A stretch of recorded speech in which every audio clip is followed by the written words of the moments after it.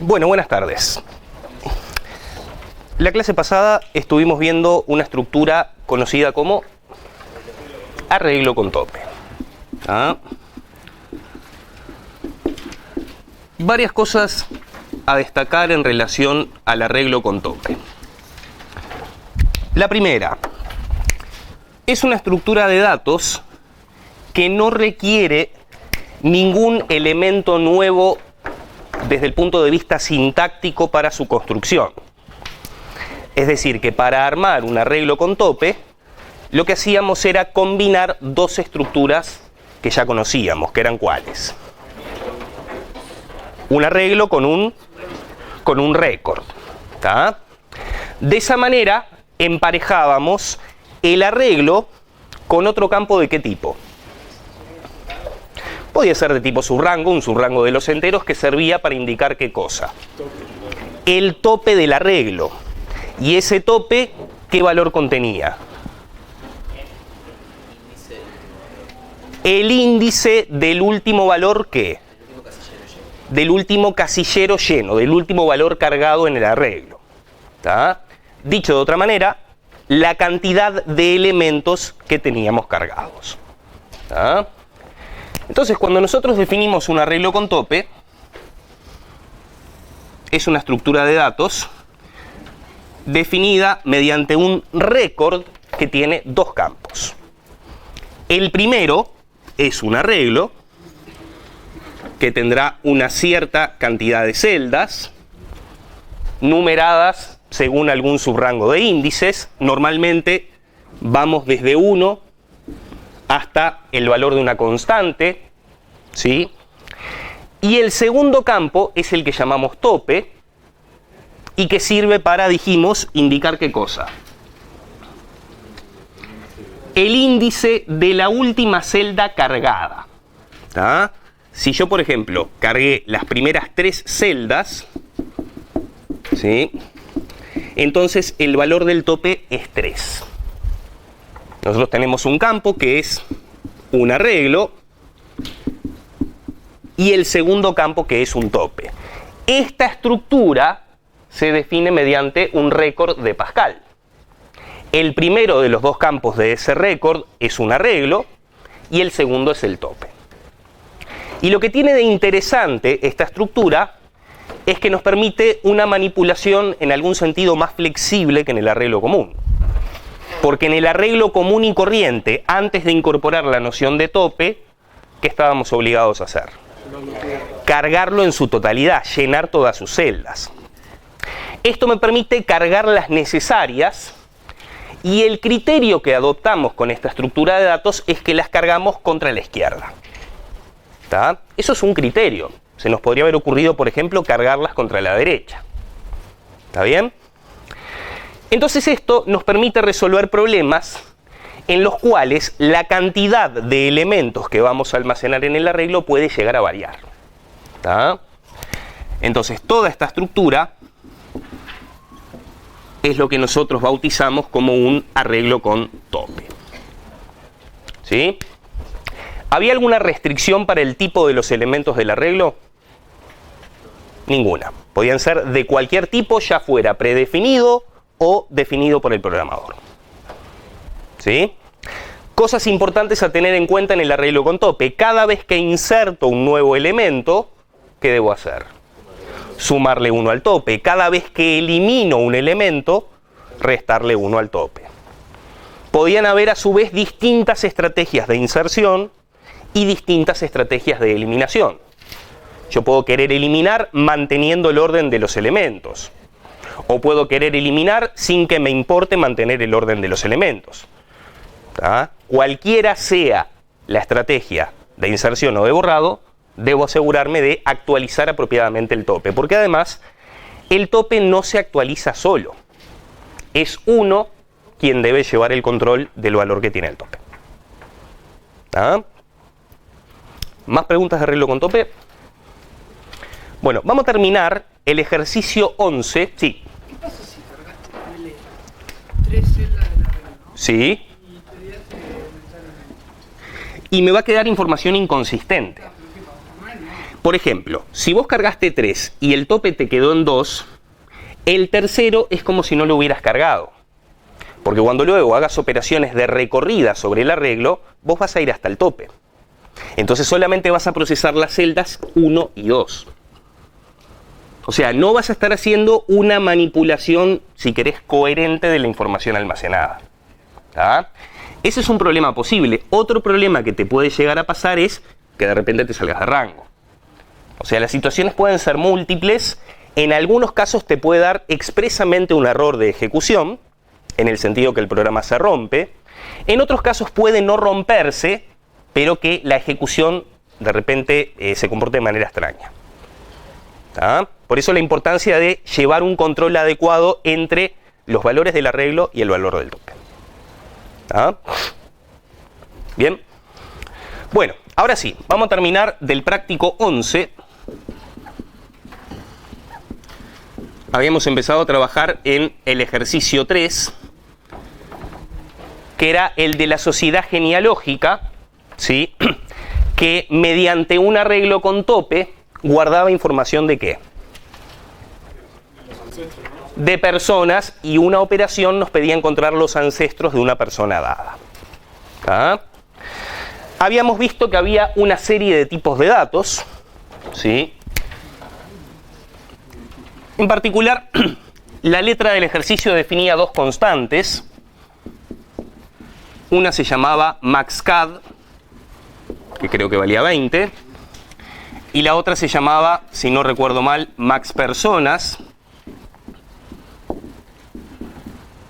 que valía 1000, donde 20 era el tamaño máximo posible que podía tener una cadena de caracteres. Y la cadena de caracteres la usábamos para almacenar ¿qué cosa de la persona? El nombre de la persona. ¿Ah? Luego podíamos tener como mucho 1000 personas registradas, ¿sí? En lo que va a ser el arreglo con tope de personas. ¿Ah? La estructura de una persona era más o menos la siguiente. Primero que nada, almacenábamos su nombre. Y su nombre era un arreglo con tope de caracteres, el cual le habíamos puesto de nombre cadena. ¿Sí? Una cadena tenía un campo que era el arreglo de caracteres y otro campo que era el tope, es decir, la cantidad de caracteres cargados en la cadena. ¿Ah? Entonces, por ejemplo, yo podía tener este nombre en las primeras 5 posiciones de la cadena, y el valor que le colocábamos al tope era 5. ¿Ah? A todo esto era el primer campo de una persona llamado nombre.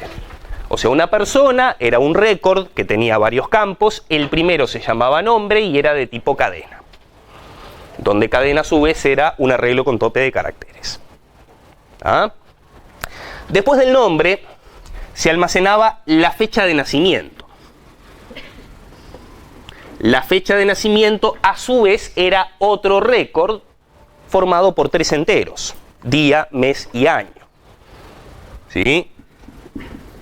Y si no recuerdo mal, el nombre de este campo era fechnak. ¿Ah?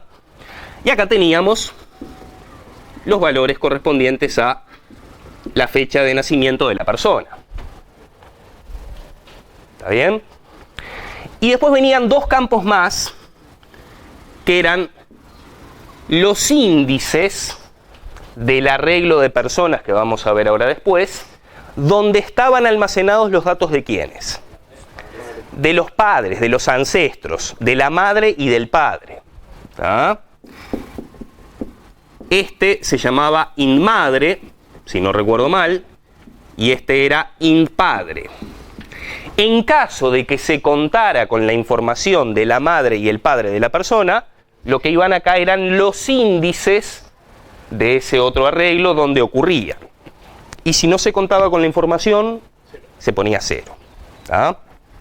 Vamos a suponer que para el caso de Juana, los datos de su madre estaban en el índice 2 y los datos de su padre en el índice 5.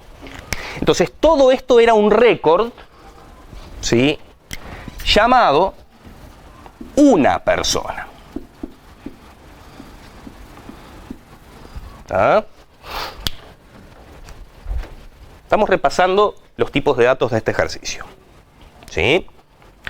Y luego venía el otro arreglo con tope que se llamaba familia, que almacenaba elementos de tipo una persona. Entonces, por ejemplo, nosotros podíamos tenerlo así, ¿tá?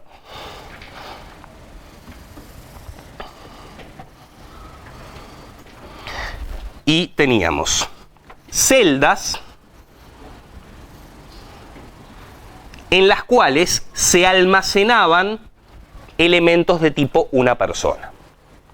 Y después estaba el tope de este arreglo. A todo este arreglo lo habíamos llamado familia. ¿Tá? Y los nombres de los campos eran pers y tope. Pers era un arreglo de elementos de tipo una persona y tope la cantidad de personas almacenadas. ¿Ah? Entonces, por ejemplo,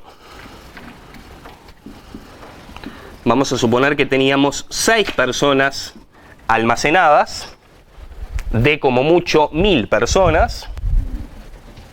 ¿Ah? El valor del tope debería ser un 6. ¿Sí? Y, por ejemplo, acá en la celda 3, si hacíamos un zoom, teníamos los datos de Juana. Y en las otras celdas teníamos datos de otras personas. ¿Ah? Concretamente, en la celda 2 estaban los datos de la madre de Juana y en la celda 5 los datos del padre. ¿Está bien? Sí. Me parece que el ejercicio es el 2. ¿Es el? 2.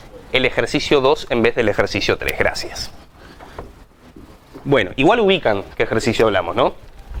Bien. Bueno, y este ejercicio pedía implementar una serie de subprogramas. ¿Ah? Puntualmente, voy a borrar acá. La parte A pedía una función que verificaba si dos cadenas eran iguales y cuyo encabezado era el siguiente.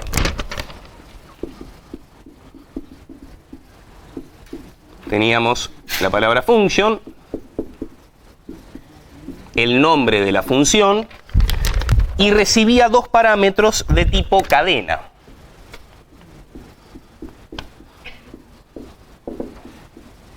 Y lo que hacía era determinar si estas dos cadenas eran o no iguales. ¿Ah? O sea, dos de estas. Que luego, más adelante en el ejercicio, usábamos esa función ¿para qué? Para comparar qué cosa de dos personas.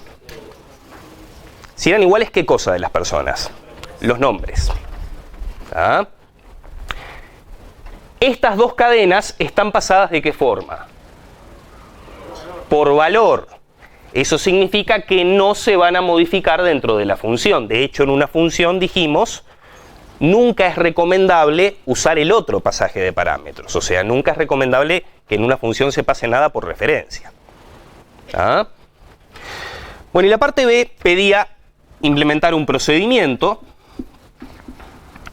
que se encargaba de desplegar una cadena por pantalla, el cual lo íbamos a usar en su momento para desplegar el nombre de una persona. ¿Ah? Le pasábamos una cadena también por valor. ¿Por qué? Bueno, porque lo único que queríamos hacer era recorrer y mostrarla, pero no modificarla. ¿Está bien? Llegamos a hacer estos dos. Y nos había quedado el de la parte C, que lo vimos medio por arriba, y que ahora lo vamos a terminar. ¿Ah? Bueno, la parte C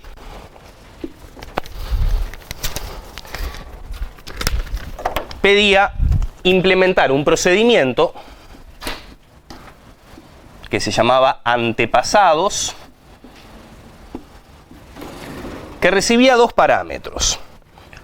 Una cadena,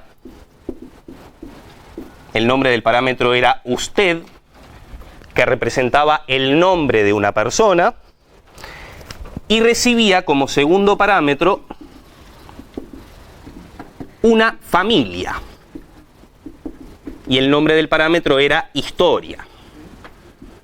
Y lo que hacía era, representaba esto. Me pasan un arreglo con tope de personas. Y me pasaban el nombre de una persona. Lo que pedía hacer este ejercicio, ¿qué era? Primero, con el nombre de la persona, ¿qué cosa? Encontrar a la persona si existía, porque podía no estar. ¿Está bien? Y en caso de existir, ¿qué debíamos hacer? Fijarnos en los índices de su madre y su padre si estaban cargados. Y en caso de estarlo, desplegar por pantalla, pedía nombre y fecha de nacimiento, si no recuerdo mal. ¿Ah? Bueno, entonces eso es lo que vamos a hacer. Vamos a declarar una sección para variables. Iremos colocando allí las variables que necesitemos, ¿sí? Y comienza el cuerpo del procedimiento. Y habíamos llegado a discutir la idea, pero la habíamos dejado medio en el aire. Lo primero era hacer la búsqueda de la persona cuyo nombre fuera usted. ¿Ah? ¿Cómo hacíamos esa búsqueda? ¿Cómo hacemos cualquier búsqueda? Con while. De hecho, tenemos un esquema de búsqueda, ¿sí?, que consiste en un while con dos condiciones, separadas mediante AND. La primera es para controlar ¿qué? Y no irnos de rango. Y la segunda es para controlar ¿qué cosa? Si el elemento en el que estamos cumple la condición, ¿sí?, que estamos queriendo verificar. En este caso, ¿cuál es esa condición?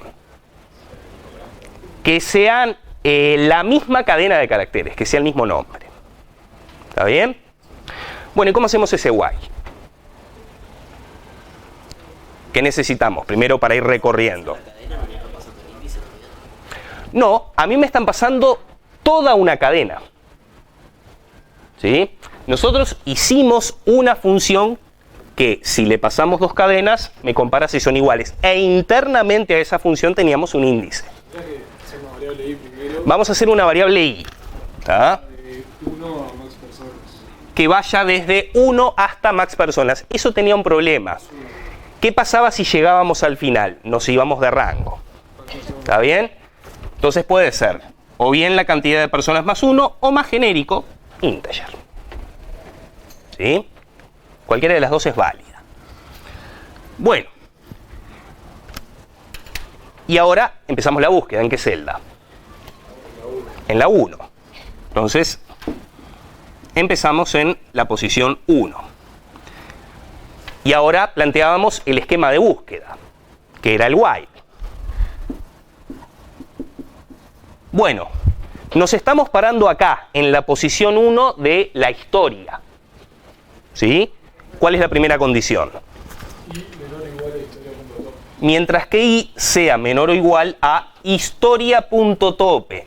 Un error común cuando se manipula un arreglo con tope es, en vez de poner esto, poner ¿qué cosa? La constante. Sería la constante si fuese un arreglo común. Un arreglo cuyas celdas se cargan en su totalidad. Pero considerando que es un arreglo con tope, no vamos a ir hasta el final del todo, sino como mucho hasta el tope. ¿Está bien? Bien. Si no llegamos al final, debemos comparar el nombre de esta persona con usted. Y esta es la parte en la cual hacíamos uso de la función de la parte A. ¿Está?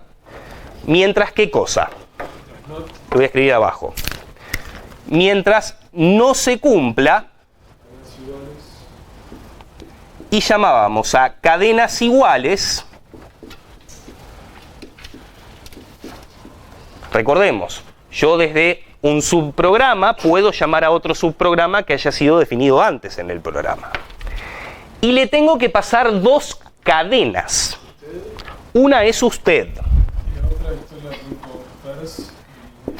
Y la otra tiene que ser el nombre de la persona que tenemos dentro de esa celda.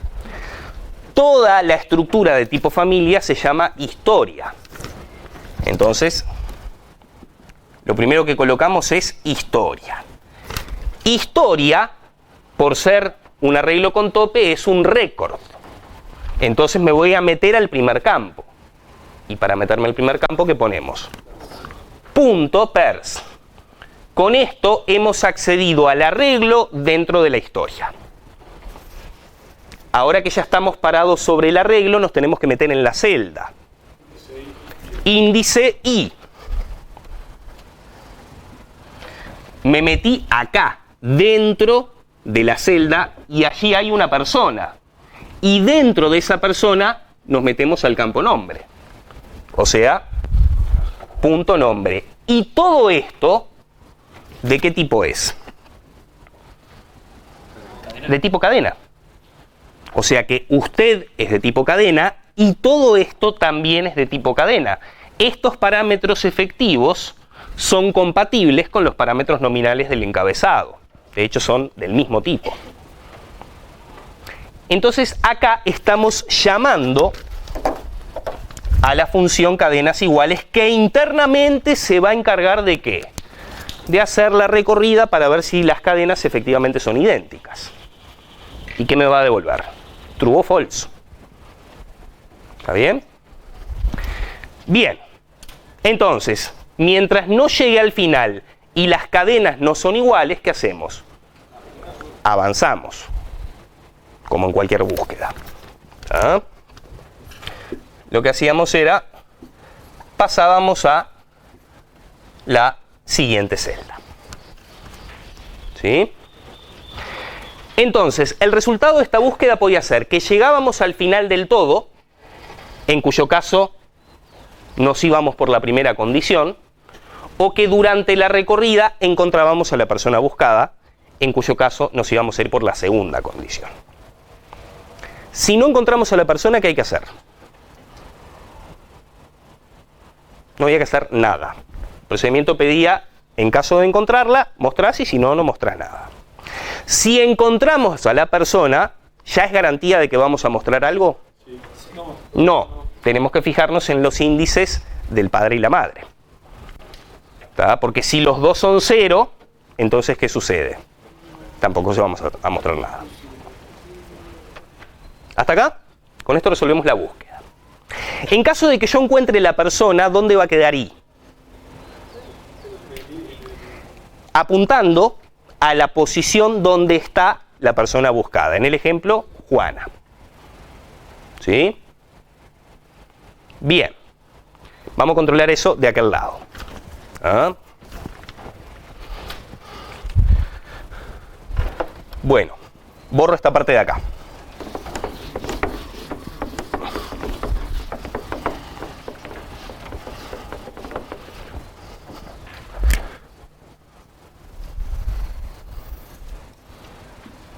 Bueno, ¿y cómo preguntamos si encontramos a la persona? If I, perfecto, menor o igual a historia.tope. Si pasa esto, quiere decir que salimos antes de llegar al tope. Y eso significa que encontramos a la persona. ¿Ah? Bueno, si encontramos a la persona, debemos meternos dentro de la celda correspondiente a esa persona. Y tenemos que fijarnos si el índice de la madre es distinto de 0. ¿Ah? Yo me voy a declarar acá dos variables auxiliares más, que van a ser in_m e in_p, que me van a servir para guardarme los índices respectivos de madre y padre y acceder a las celdas correspondientes si es que las hay. ¿Ah? Vamos a hacerlo primero para el caso de la madre. ¿Sí? En int m, ¿qué me voy a guardar? Me voy a guardar historia.pers en la posición i, que es la posición donde yo encontré a la persona, punto, o sea, historia.pers de i es esto, es una persona. ¿Está? El campo inmadre. ¿Sí? Y luego más abajo hacemos lo mismo con el padre. ¿Está? Bueno, ¿y ahora qué chequeo hacemos? Si es distinto de 0. Nosotros estamos asumiendo en todo momento que la información que vino cargada en la familia es consistente. O sea, que no está mal. Que si allí hay un valor distinto de 0, efectivamente corresponde a un índice válido del arreglo. ¿Está? Entonces, la pregunta ahora era si ese valor, el índice de la madre, era distinto de 0. Si es distinto de 0, ¿qué significa? Que disponemos de los datos de la madre de Juana en el índice 2, por ejemplo. Entonces nos tenemos que meter a ese índice y usando desplegar cadena, desplegamos el nombre. ¿Está bien? ¿Cómo hacemos eso? Llamamos a desplegar cadena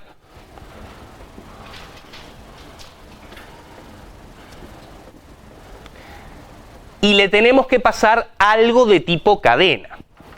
Concretamente, el nombre de la madre de la persona encontrada. ¿Sí? Entonces esto es historia.pers, con eso accedimos al arreglo, pero acá, ¿en qué posición? En la posición in m. ¿Sí? Ahí tenemos una persona que es distinta de Juana, es la madre de Juana, ¿tá?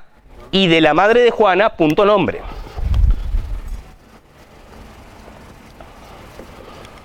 ¿Y el padre lo mismo? Y después vamos a hacer lo mismo con el padre. Exactamente. ¿Tá? Bueno, no me dieron un procedimiento para desplegar una fecha. O sea que vamos a desplegar acá mismo los valores de la fecha. Por eso puse el begin. ¿Tá? Por eso puse el begin, porque vamos a hacer otra instrucción a continuación. Si nos hubieran dado un procedimiento auxiliar, hacemos lo mismo que con desplegar cadena, lo llamamos. Y si no me dieron un procedimiento auxiliar, me lo puedo hacer yo. ¿Sí? Siempre es una buena estrategia definir subprogramas auxiliares que te resuelvan parte del trabajo. ¿Tá? Es más, vamos a suponer que tenemos un procedimiento desplegar fecha y vamos a llamarlo. ¿Cómo haríamos la llamada? Pondríamos desplegar fecha y le tenemos que pasar algo de tipo fecha. ¿Sí? Concretamente, ¿qué sería? Historia.pers indm, hasta acá es igual, solo que el campo al que accedemos ahora es fetchNac. ¿Tá?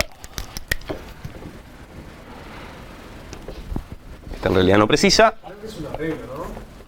No, es un récord, con día, mes, año. ¿Sí? Bueno, y con esto es que hemos controlado si la persona encontrada es tal que disponemos de los datos de su madre y si disponemos de ellos, los mostramos. A continuación, ¿qué habría que hacer?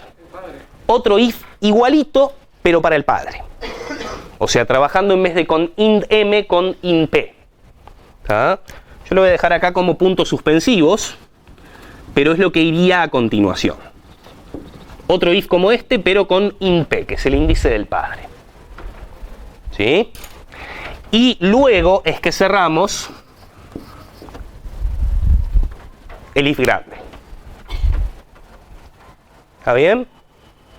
Y con eso es que finaliza el procedimiento. ¿De acuerdo? Este tipo de ejercicios son los que ustedes van a ver en la segunda tarea, que en el correr de la semana que viene ya se va a publicar, y también en el segundo parcial. ¿Está? O sea que váyanse preparando a manipular estructuras complejas de este estilo. ¿Está bien? Bueno, ¿más preguntas de este ejercicio? ¿Historia era el registro de familia? Historia era de tipo familia, y familia era un arreglo con tope en cuyas celdas tenías registros de estos. Una pregunta. Sí. Cuando te metes a fecha, Se supone que yo ahí hice un supuesto, que tengo otro procedimiento de desplegar fecha que recibe algo de tipo fecha como parámetro. La misma idea que la cadena. tener que meter campo por campo para Y dentro de ese procedimiento, con el punto, accedes al campo día, lo mostrás, al campo mes lo mostrás y al campo año lo mostrás. ¿Ah? ¿Más preguntas de esto?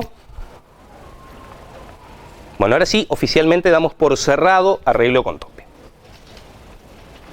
Y vamos a ver otra cosa más, que son los registros con variante. ¿Ah? Damos unos segunditos si quieren copiar eso y pasamos a ver registros con variante.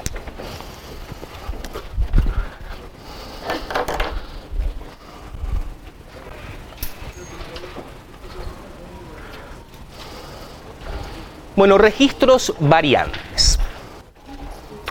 Vamos a ver que, valga la redundancia en la palabra, es una variante al registro común y corriente. Un registro común y corriente se definía en Pascal mediante ¿qué palabra? Mediante la palabra record. Record era una clase de tipo de datos que nosotros podíamos definir, era un tipo de datos estructurado. Se definían dentro de la sección de tipos del programa con la palabra type. ¿Ah? Y al registro le poníamos campos, cada uno de esos campos tenía un nombre, un identificador, y tenía también asociado un tipo. Y lo que tenía de especial el record era que no necesariamente todos los campos tenían por qué ser del mismo tipo, podían ser incluso todos de diferente tipo. ¿Ah? Hasta acá un record como lo conocemos. Vamos a ver ahora una variante que puede llegar a tener un record. Y esto, a diferencia del arreglo con tope, sí implica una cuestión de sintaxis.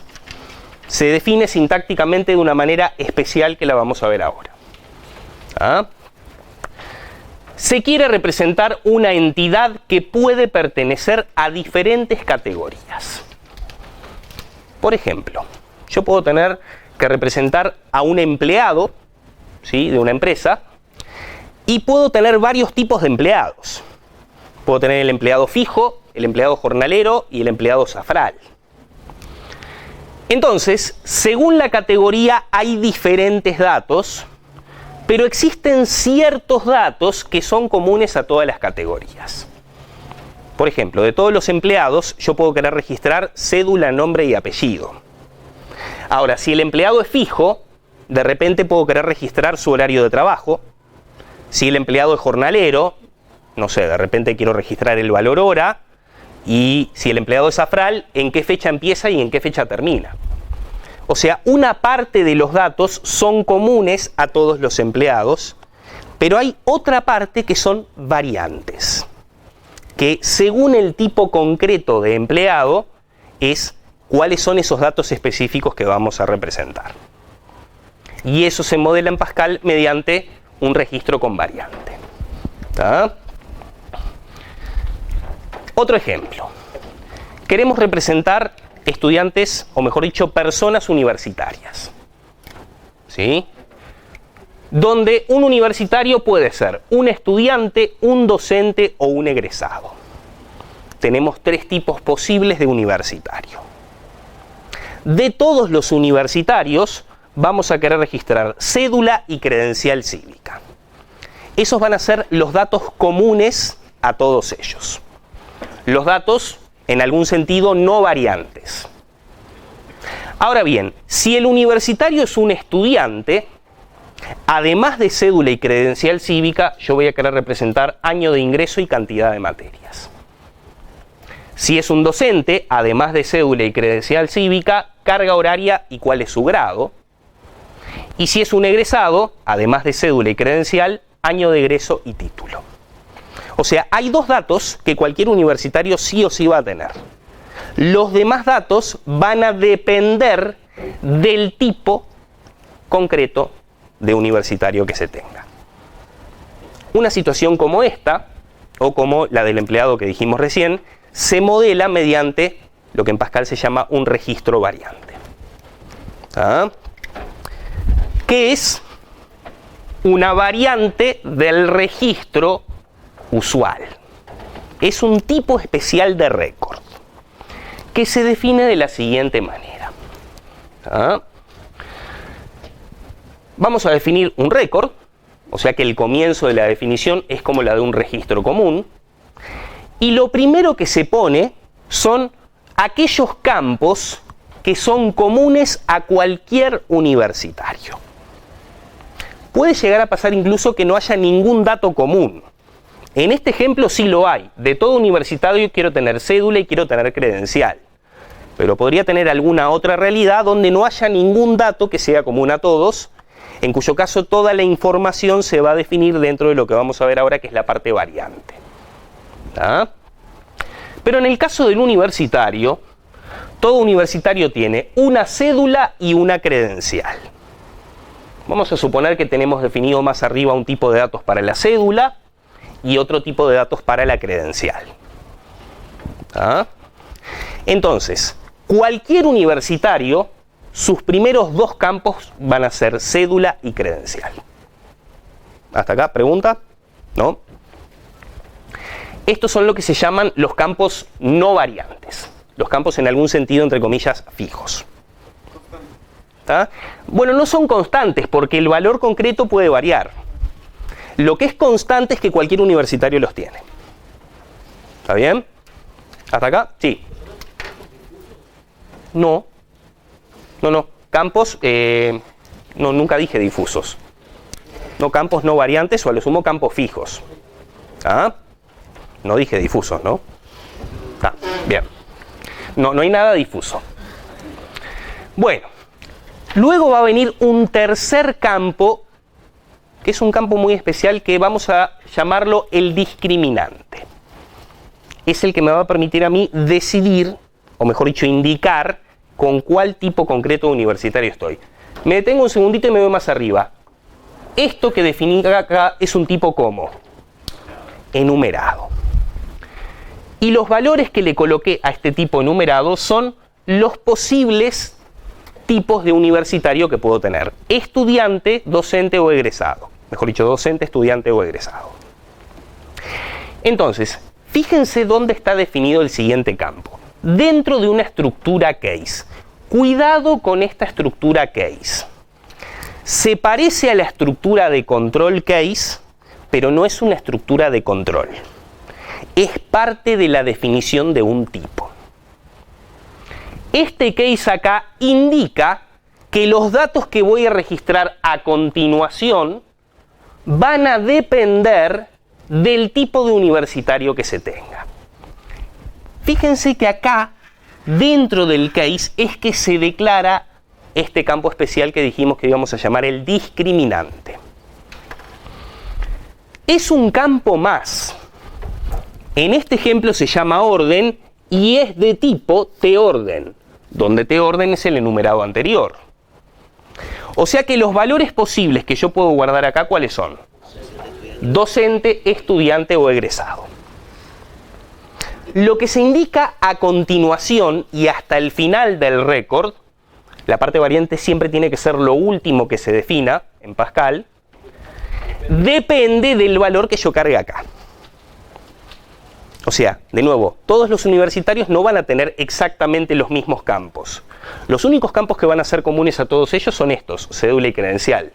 Los demás van a estar sujetos al valor del discriminante. ¿Ah?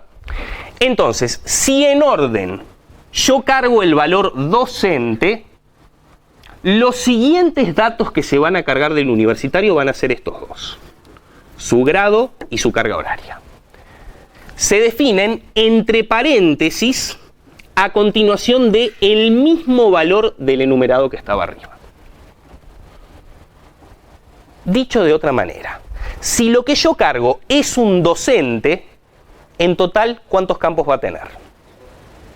5. Una cédula, una credencial, el discriminante en el cual vamos a cargar el valor docente, un grado y una carga. Esos van a ser los 5 campos que van a existir, que van a estar cargados en caso de que se trate de un docente.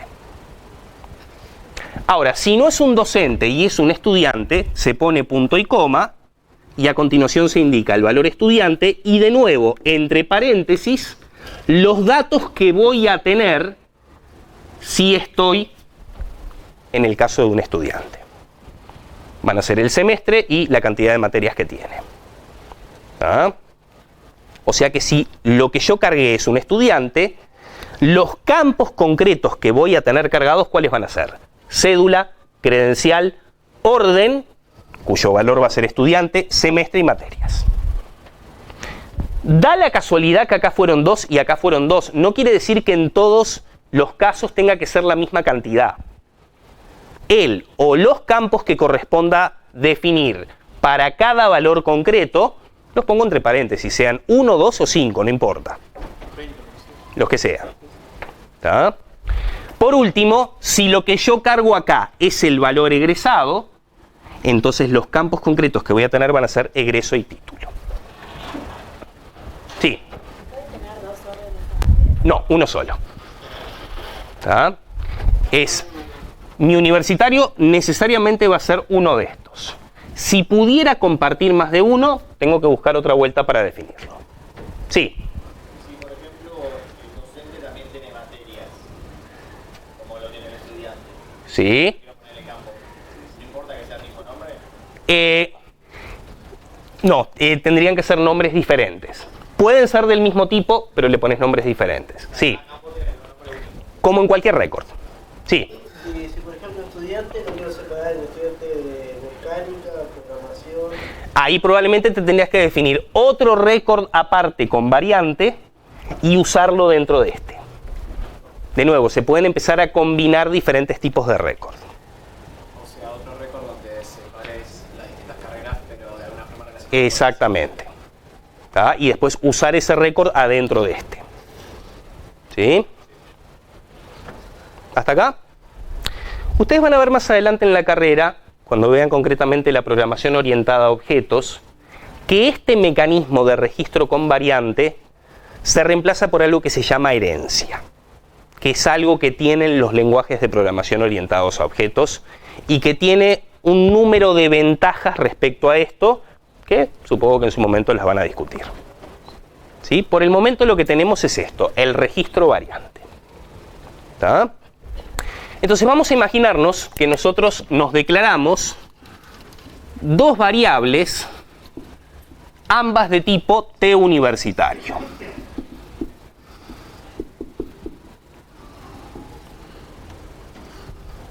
¿Sí? Tanto U1 como U2 corresponden a ese tipo de datos que está definido ahí. Vamos a suponer que en U1 yo quiero cargar un docente y que en U2 yo quiero cargar un estudiante. ¿Ah? Vamos a dibujar cómo quedaría. Concretamente, U1, el primer campo que va a tener va a ser cédula. Porque de hecho, es uno de los campos que está definido antes de la parte variante. Y en cédula le voy a cargar un valor de tipo cédula. Por ejemplo, esto. ¿Está? Luego, el segundo campo que voy a cargarle va a ser la credencial. Entonces acá estará cargada una credencial. ¿Sí? Y el tercer campo que le voy a cargar, ¿cuál va a ser? orden, el discriminante. Yo le voy a cargar el campo orden, ¿con qué valor? Docente, que es uno de los valores posibles que puede tomar ese campo, porque es un enumerado. ¿Ah? Y los que voy a cargar a continuación, ¿cuáles van a ser? Grado y carga. Los otros no existen para U1. ¿Sí? Lo que le voy a cargar va a ser grado y carga. ¿Ah? Por ejemplo, no sé, grado 2, 40 horas. Todo esto va a ser lo que tenga cargada la variable U1 en tiempo de ejecución. Sí. Está bien que no lleve en esta estructura, la estructura de registro variante, la estructura de record case, se define empezando el record normalmente, definiendo los campos fijos normalmente, luego se pone case el discriminante, luego los campos variantes y un solo end al final. Es así la sintaxis. Uno pensaría que deberían ir dos end, uno por el case y otro por el record, pero no. Pascal está definido para que sea uno solo. El end que te cierra todo el tipo de datos. Podés pensar que te está cerrando el record. ¿Ah? El case, tanto el case como el record están cerrados ambos con este end. ¿Sí? Lo inventaron así. ¿Ah? ¿Hasta acá? Vamos a ver después, en un ratito, que es responsabilidad del programador ser coherente entre el valor que cargue en el discriminante y cuáles de los campos variantes cargue. No lo va a chequear el compilador. Es decir, si yo en orden cargo el valor docente, ¿tá? Es luego mi responsabilidad cargar grado y cargar carga. Si yo quiero cargar semestre y materias, el compilador no me lo va a impedir. Pero voy a ver papas fritas ¿dónde? En tiempo de ejecución. Vamos a ver que, así como en el arreglo con tope era responsabilidad del programador mantener una coherencia entre la cantidad de valores del arreglo y el valor del tope, en el registro variante es responsabilidad del programador mantener una coherencia entre el valor cargado en el discriminante y los campos variantes efectivamente almacenados. Enseguida vamos a ver la sintaxis. Sí. O sea, cuando vos cargas el valor en el discriminante, a partir de ahí se te abren los siguientes sectores para guardar los datos. O sea, lo cual ocurre en tiempo de ejecución. Claro, pero por el docente yo puedo cargar 3 datos distintos y el estudiante 2, o tienen que ser... Si fueran 3 datos distintos para el docente, yo tendría que tener definidos 3 datos entre estos paréntesis. O sea, la cantidad de datos concretos para cada uno de los valores posibles del discriminante no tiene por qué ser la misma. Lo que el compilador no te va a impedir es, si en orden cargaste docente y venís y ponés semestre, el compilador te lo va a dejar pasar. Vas a ver fruta en la ejecución. ¿Está? Sí. A que el programa va a ser impredecible en tiempo de ejecución, no va a tener un comportamiento correcto. ¿Pero le importa que le agregues un dato a estudiantes si estás usando docente? Si vos en orden cargaste docente, ¿sí? Es de esperarse que tú cargues grado y carga con valores que son de este tipo. Ahora, si vos cargas, por ejemplo, semestre o materias que no son del mismo tipo, ¿sí? En tiempo de ejecución, si tú querés acceder a semestre, ¿tá? Bueno, en el espacio de memoria que está siendo ocupado de la variable, se supone que ahí está cargado un grado. Entonces, cuando vos muestres semestre, te puede mostrar fruta.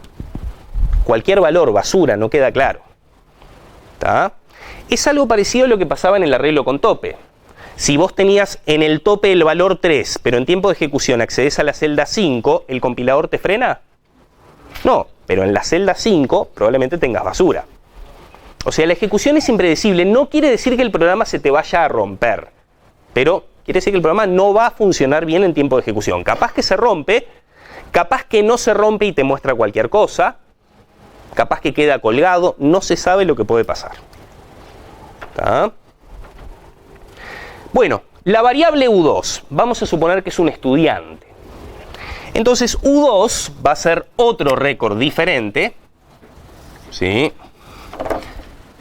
cuyos primeros dos campos van a ser nuevamente cédula y credencial, con los valores concretos que yo le ponga a el segundo estudiante. ¿Sí?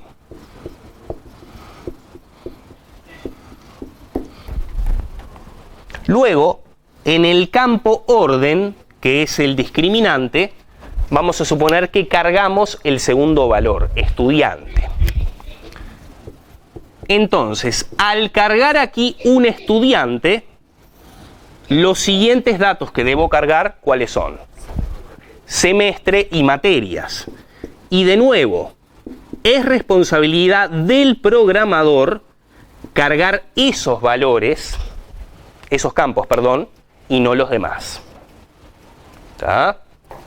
No se chequea en la compilación, te puede dar peras en tiempo de ejecución. ¿Ah? Bueno, no sé, semestre 3 y no sé, 10 materias cursadas hasta el momento. ¿Ah?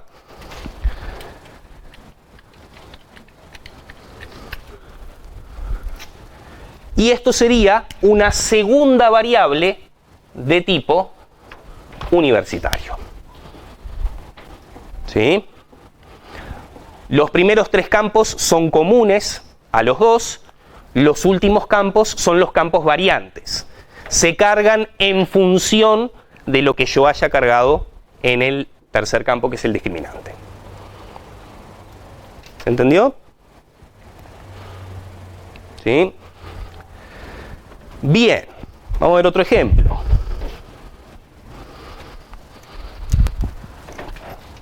Queremos representar una figura geométrica. Acá tenemos figura. Es un registro con variante. Record, un campo común a cualquier figura que va a ser el color, cuyo tipo está definido más arriba. Luego viene el discriminante. La figura, el tipo de figura lo voy a guardar en el campo clase, que va a ser de tipo figura. Y tipo figura nuevamente, ¿qué es? Un enumerado. Y acá tengo los valores posibles que puede tomar ese tipo enumerado. La figura puede ser un círculo, un cuadrado o un rectángulo. Entonces, si lo que yo coloco aquí es círculo, estos van a ser los campos que voy a cargar. Si lo que coloco allí es cuadrado, van a ser estos, y si es rectángulo, van a ser estos otros. ¿Está? Entonces, por ejemplo, si la figura que yo cargo es un rectángulo, los campos concretos que me van a quedar cargados en la variable en tiempo de ejecución van a ser color, clase, ¿con qué valor? Rectángulo, y después base, altura y vértice inferior izquierdo. Voy a tener 5 campos cargados en caso de que sea un rectángulo. ¿Sí? Ahora, si es un círculo y yo me declaro una variable de tipo figura, en tiempo de ejecución voy a cargarle color, clase, con el valor círculo, radio y centro. Ahí van a ser 4. Lo que me preguntaban hoy más temprano, tenemos cantidades diferentes de campos variantes. ¿Ah? ¿Hasta acá? Bueno, color es a su vez de tipo RGB color, que se define más arriba como otro récord que adentro tiene la proporción de verde y de azul. ¿Sí? Como la paleta de los pintores, un poquito de verde, otra proporción de azul, y con eso construís nuevos colores. ¿Ah? No sé por qué no está el rojo, pero bueno. Y esto es un registro variante. Cosas a tomar en cuenta. Primero se definen qué campos. Los, entre comillas, fijos, los que son comunes a cualquier variable que yo vaya a declarar. Luego se pone case y el discriminante. Y después del of se colocan los posibles valores que puede tomar el discriminante, y entre paréntesis se declaran los campos que van a ser cargados en caso de que el discriminante tome el valor indicado allí. Y esa es la sintaxis. Y es responsabilidad del programador ser consistente entre el valor que carga en el discriminante y los valores concretos a los que accede dentro de la parte variante. No te lo va a detectar la compilación, ¿sí? Vas a tener ensaladas en tiempo de ejecución. ¿Ah? Sí. ¿Se puede cargar con una propiedad, por ejemplo, círculos antes? O sea que en el círculo, en vez de tener radio y centro, tengas una tercera. Tendrías que primero definirla acá en el tipo de datos y después, cuando declares una variable de tipo figura, las cargas. ¿Ah? ¿Era eso? Bueno, cualquier cosa me repreguntas después. ¿Ah? Bueno, ¿cómo es el acceso a los campos? Igual que en un récord común. Igualito. Con la notación del punto.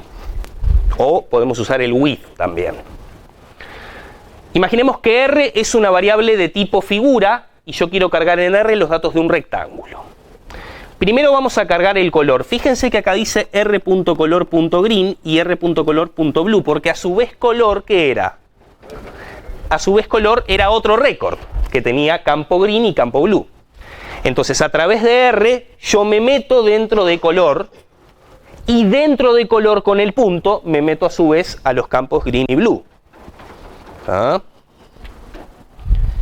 Y les cargo allí dos valores. A continuación, ¿qué campo estoy cargando? El discriminante, que en este caso concreto se llama clase. En r.clase estoy cargando el valor rectángulo. Luego es mi responsabilidad del programador, que los campos que yo cargue a continuación sean los que corresponden al rectángulo. Que si miro en la definición son base, altura y el vértice inferior izquierdo, que a su vez es un punto que tiene a su vez dos campos X e Y. ¿Ah? O sea que vamos a cargar base, altura y las coordenadas del vértice inferior izquierdo. Bueno, y fíjense que por más que estos campos sean variantes, se acceden con la misma notación. El récord, punto, el campo al cual estamos accediendo. Fíjense que desde un punto de vista sintáctico no hay diferencia entre cómo accedo a uno de los campos no variantes y cómo accedo a uno de los campos que sí son variantes. ¿Ah? Después de haber definido esto, los campos que voy a cargar van a ser los que corresponden a un rectángulo. En tiempo de ejecución, esto me va a mostrar en pantalla valores coherentes porque yo estoy haciendo una manipulación adecuada. ¿Ah? Si yo me hubiera equivocado, hubiera cargado alguno de los otros, ¿sí? Vería uvas en tiempo de ejecución. ¿Ah? O chorizos. Morcillas. ¿Ah? Bueno, un valor para base, un valor para altura, y cuando me meto dentro del campo vértice inferior izquierdo, como ese a su vez es otro récord, punto X y punto Y para acceder a las coordenadas. Y con eso me quedó cargado una variable de tipo figura correspondiente a un rectángulo. ¿Está bien? ¿Más preguntas de esto? Bueno, cuando implementemos subprogramas, ya sean procedimientos o funciones, es importante también mantener la coherencia entre el valor que le cargamos al discriminante y a cuáles de los campos variantes es que vamos a acceder. Como por ejemplo, en la función que calcula el área de la figura. Me dan fig de tipo figura como parámetro. Voy a devolver un número real que corresponde al área de la figura. Ahora, la manera en la cual se calcula el área depende del tipo de figura que se trate. ¿Sí? Entonces, en este ejemplo lo estamos haciendo con with. Me meto dentro de la figura. El uso de with me liberaba ¿de qué cosa? De usar el punto. Son equivalentes. Lo pueden hacer poniendo el récord con el punto o poniendo with, como más les guste. ¿Se puede añadir dos veces eso, vamos a poner, si hubieran 2 puntos, se puede anidar, o sea, se puede utilizar dos veces. Podrías dentro hacer un with para el otro récord que tenés más adentro, si querés. No con AND, o sea, No con AND. No, porque esto no es una condición de una estructura de control. ¿Ah? Entonces, dentro de Fig nos metemos a ver el campo discriminante que es clase. Y clase era en un enumerado que podía valer círculo, rectángulo o cuadrado. Y observen que este case no es el case de la declaración del récord, es la vieja y querida estructura de control case. Estamos consultando el valor que está guardado en el campo discriminante. Y hacemos lo de siempre. Si es círculo, 2 puntos y lo que quiero ejecutar en caso de que sea círculo. ¿Ah? Lo mismo con rectángulo y lo mismo con cuadrado. Bueno, si es un círculo, el área de la figura se calculará como la constante pi por radio al cuadrado, donde radio era uno de los campos variantes que correspondían al tipo de figura círculo. No se le puso el punto porque estamos dentro del width. ¿Se entiende? Bueno, si es un rectángulo, el área se va a calcular haciendo la multiplicación de base por altura. Estos dos son los campos variantes que corresponden al valor rectángulo. Y si es un cuadrado, el lado al cuadrado. ¿Ah? Estamos haciendo una manipulación coherente entre el valor guardado del discriminante y a cuál o cuáles campos variantes estamos accediendo. ¿Ah? Y esto es record case, registro variante. ¿Más preguntas? Fig era lo que contenía... Fig era la variable de tipo figura. Fig es una variable de este tipo. Record con todo esto. ¿Ah? ¿Más preguntas? Práctico.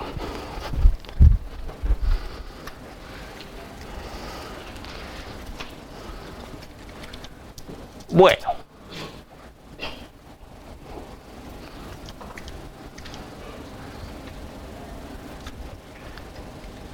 Bien, ejercicio 5. No, tan grande no. Un poquito, ahí. Es el mismo práctico 11. ¿Está? Ahora es el ejercicio 5. Bueno. Se considera el tipo de datos NER, que no es lo mismo que NERD, ¿tá? Que es la unión de los números naturales con el conjunto R. O sea que tenemos el tipo NER y el tipo R.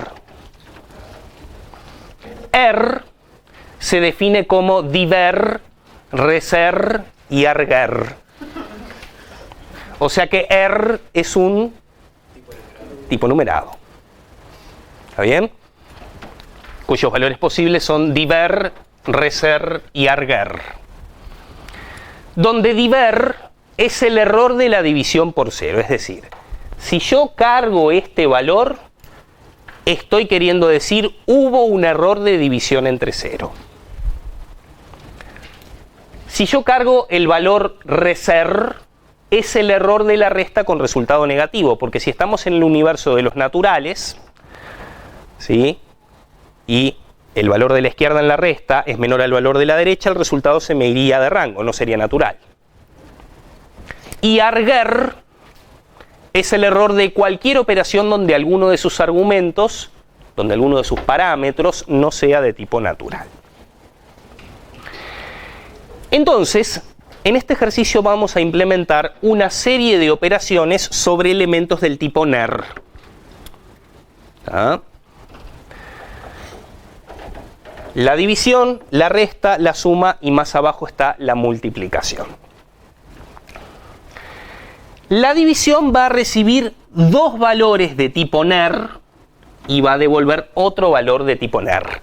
Cada valor de tipo NER, ¿cómo les parece que lo vamos a definir? mediante un récord con variante. ¿Tá? Que parte del ejercicio pide hacer justamente la definición del tipo. ¿Sí? Entonces, vamos a suponer que el primero se llama A y que el segundo se llama B. Lo que nos están describiendo acá es cómo funciona la división, ¿sí?, para este tipo de datos. Si A pertenece a los naturales, es decir, si A viene bien y viene sin error, ¿sí?, y B pertenece a los naturales menos el 0, entonces el resultado de la división va a ser el resultado de aplicar div. O sea, me dieron un natural que puede ser mayor o igual que 0, sin error.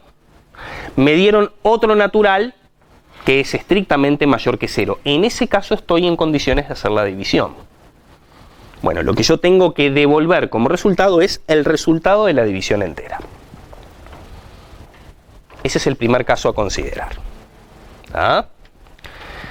Segundo caso, si el primer elemento es un natural válido y el segundo es un natural válido pero vale 0, el resultado va a ser un error de tipo diver. ¿Sí? O sea, no voy a poder calcular la división. Lo que yo voy a tener que devolver como resultado va a ser un error, el error de ese tipo. Y el tercer caso que podría pasar es que alguno de los dos que me pasaron como dato de entrada ya contenga algún tipo de error. Si ya contiene algún tipo de error, directamente no vamos a poder operar. Entonces el resultado va a ser otro error de tipo arger. ¿Ah? Cuando lo empiecen a definir van a ver que asusta más de lo que es en realidad. ¿Sí? Bueno, similar pasa con la resta, la suma y el producto. Pero por ahora vamos a concentrarnos en la división. ¿Sí? Primero, tómense un ratito para definir en Pascal el tipo R, que va a ser un tipo, como dijimos, enumerado. Luego definan en Pascal el tipo NER, que va a ser un tipo como registro variante, va a ser un record case. ¿Está bien? Y la parte 3, implemente los siguientes procedimientos que resuelven las 4 operaciones. Vamos a hacer solo la división. ¿Está? El primero. Después ustedes hacen los demás. Y me dan los cabezales. Procedimiento de división recibe 2 parámetros de tipo NER, que vienen como, pasados de qué manera, por valor, y devuelvo por referencia como resultado otro elemento de tipo NER. Estos dos son parámetros de entrada, este es un parámetro de salida.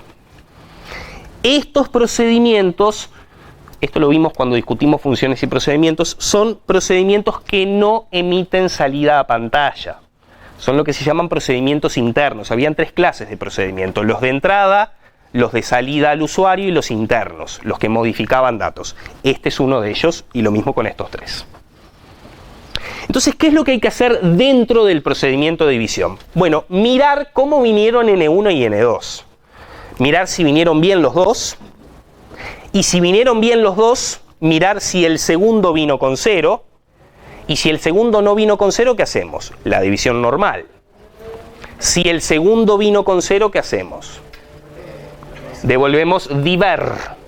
Y si alguno de los dos vino mal, ¿qué devolvemos? Arger. O sea, cargado dentro de N3. Que va a ser de tipo NER, que va a ser un record con case.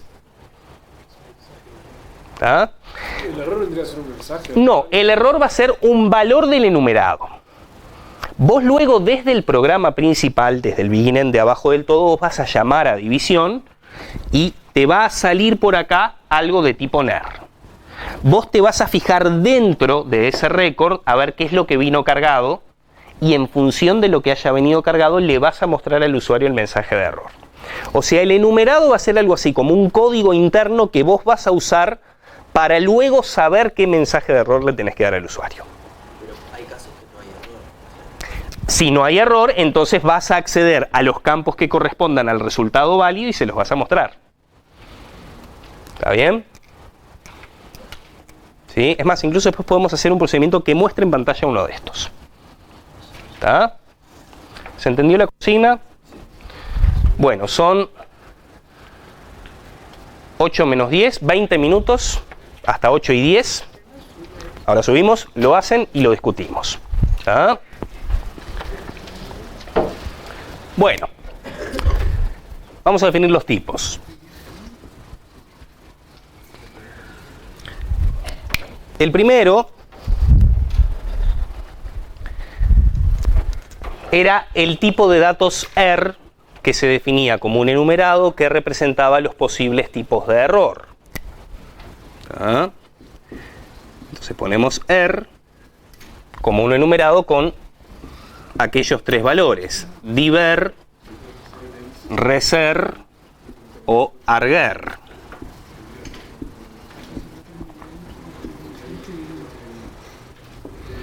En caso de que el valor que yo tenga contenga error, va a ser alguno de estos tres. Luego dijimos, vamos a definir un segundo enumerado que represente si el valor está bien o está mal. Porque si está bien, ¿qué vamos a guardar? Un número de tipo natural, y si está mal, vamos a guardar uno de estos tres. ¿Sí? A veces entre medio de enumerados y otros enumerados la cosa parece marear un poco, vamos a ver que no es tan compleja. A ese segundo enumerado, vamos a ponerle por ejemplo estado, cuyos valores posibles dijimos pueden ser bien o mal. De hecho, este enumerado va a ser el que vamos a usar para el discriminante. ¿Ah? Y ahora viene el tipo de datos NER, que este va a ser el que vamos a definir mediante un récord. Durante las consultas se dieron cuenta y me dijeron que no hay datos fijos, entre comillas. O sea, no hay datos que sean comunes. No, lo único que tenemos dentro de este récord es la parte variante. Te puede pasar que en algún record case tengas datos que no son variantes, pero te puede pasar en otros que los únicos datos que tengas sean variantes. En cuyo caso, directamente lo primero que va dentro del record, ¿qué es? El case con el discriminante. ¿Ah? Que en este caso,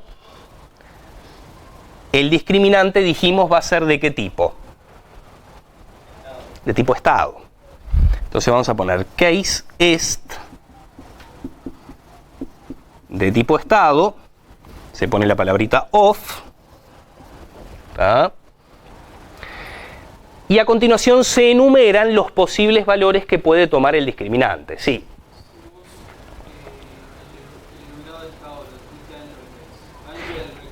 Lo que pasa es que Pascal no te permite definir un tipo adentro de otro tipo. Podés declararte un campo de un tipo definido arriba, sí, pero hacer la propia definición embebida dentro del récord, no. ¿Ah? Bueno, los posibles estados pueden ser bien o mal. Bueno, si es bien, ¿qué es lo que voy a cargar? Un natural, que podemos definirnos, por ejemplo, el tipo nat como un subrango que vaya de 0 a ¿dónde? A maxint. O sea que si está bien, entre paréntesis, ¿qué voy a definir? Por ejemplo, n de tipo nat. ¿Ah? ¿Sí? Y si en el estado cargo mal, ¿qué es lo que voy a definir? Algo de tipo R. Voy a definir, por ejemplo, E de tipo R. Ahora levantamos la pantalla. ¿Ah? Y con esto cerramos el récord.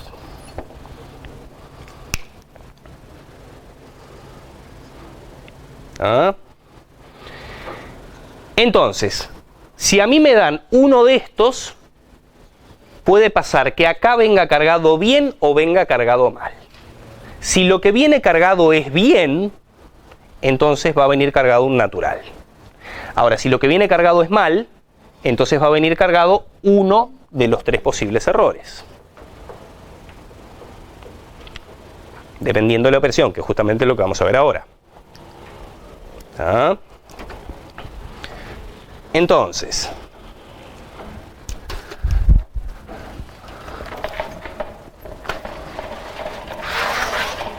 el procedimiento para la división.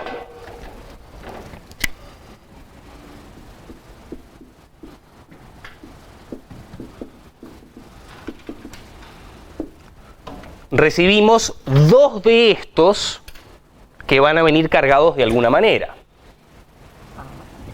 La letra lo llamaba N1 o N2. Más arriba en la explicación le llamaban A y B. Pueden llamarlos como quieran. N1 y N2 o A y B. Lo que importa es que ambos son de tipo NER. ¿Ah? Y por referencia devolvíamos el resultado de la operación de división, también de tipo NER. Entonces, estos dos vienen cargados y según cómo es que vengan cargados, es como nosotros vamos a cargar el resultado. ¿Ah?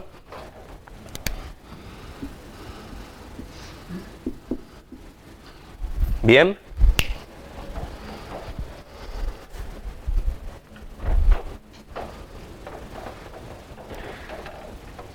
Bueno, y ahora tenemos que empezar con nuestro análisis de casos, que coincide con el análisis de casos que decía la letra. Lo primero que hay que mirar de N1 y N2, ¿qué cosa es? El estado. ¿Está? ¿Qué puede pasar? Que sea bien o mal. Puede pasar que los dos vengan bien o que alguno ya venga mal. Si alguno ya viene mal, ¿qué ocurre? Directamente en N3, ¿qué voy a devolver? Mal, y voy a cargar cuál de los tres errores es. ¿Está? O sea que el caso importante realmente, ¿cuál es? En cuando los dos vienen bien. Y eso es lo que vamos a empezar a preguntar. ¿Sí? ¿Cómo pregunto si los dos vienen bien? Exactamente. If N1 punto est es igual a bien, ¿y qué más? Y N2 punto est también es igual a bien. ¿Está? Si los dos vinieron bien, entonces tenemos que seguir analizando. Bueno, en realidad, el que me importa que sea mayor estricto que 0, ¿cuál es? N2. Si el primero, si en una división el dividendo vale 0, no hay problema. O sea que en realidad el problemático es N2. ¿Ah? O sea que si yo entro a este if, significa que los dos vinieron bien.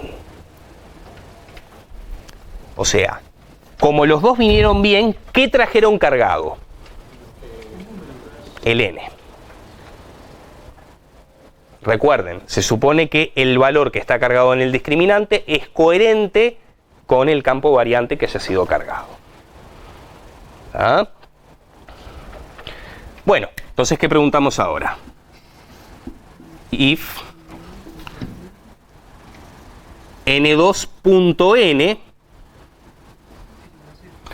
es igual a 0. Exactamente.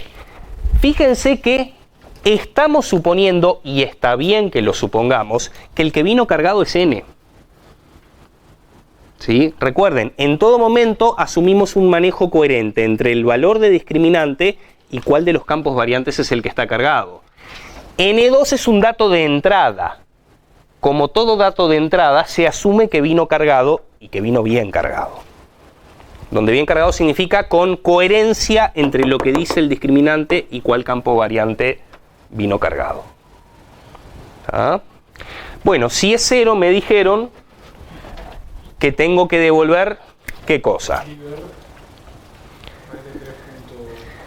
A N3.E le tengo que cargar diver, pero antes de cargar E, ¿cuál tengo que cargar? El estado. Entonces, N3.est, ¿qué le vamos a cargar? Le vamos a cargar mal. Y como al discriminante le estamos cargando mal, el valor que vamos a cargar ahora es el campo variante correspondiente a mal. Porque de nuevo, yo, programador, soy quien debo manejar adecuadamente la relación entre el discriminante y el campo variante que se carga. ¿Ah? ¿Qué se pone ahora? N3.E, y bueno, es de tipo ER. Y ER puede ser alguno de aquellos tres. En este caso, ¿qué tipo de error es? Diver, porque es error de división. Ahí lo seleccionan con 2 puntos igual. Sí, sí. En Pascal sí. Yo pasa que vivo pensando en el lenguaje C todo el tiempo. ¿Ah? ¿Bien?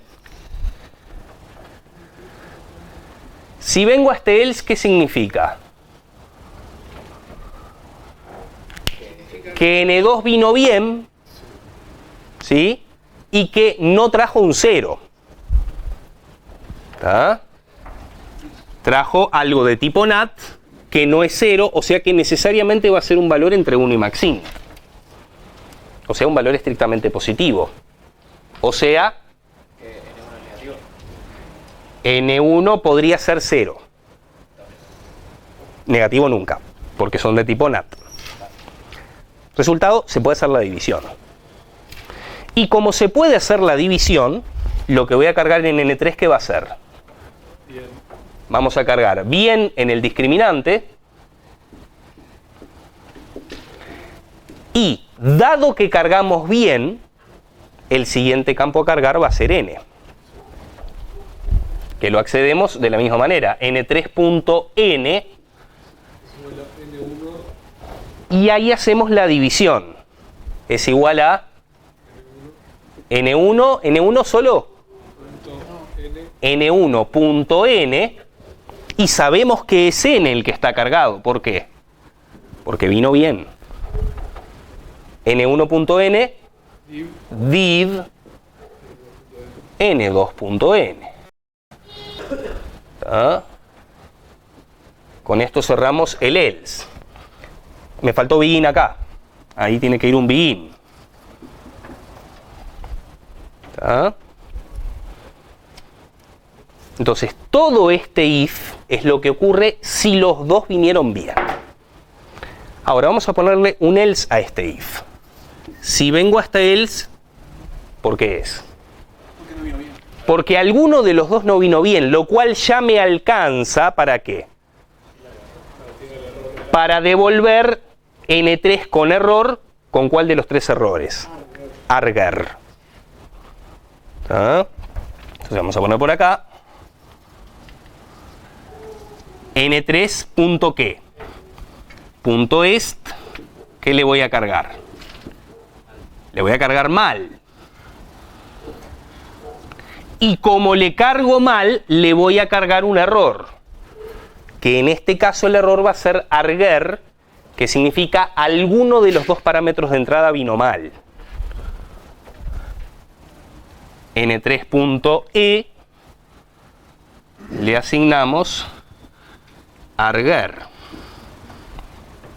Acá vendría el end que me cierra el else y luego vendría el end de todo el procedimiento.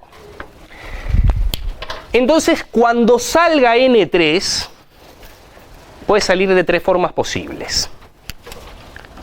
Puede salir cargado con mal y error de división, puede salir cargado con bien y el resultado de la división, o puede salir cargado con mal y error de argumento. ¿Ah? Luego en el programa principal, o de repente en otro procedimiento, yo me fijaré cómo es que fue cargado N3. Y en función de eso mostraré en pantalla, ya sea el resultado de la división o el tipo de error. ¿Ah? Bueno, terminamos por acá. La semana que viene toca punteros y listas, que va a ser el último tema del curso. Luego viene la segunda tarea, que nos va a tomar unas 2-3 semanas. Y después de eso, el segundo parcial.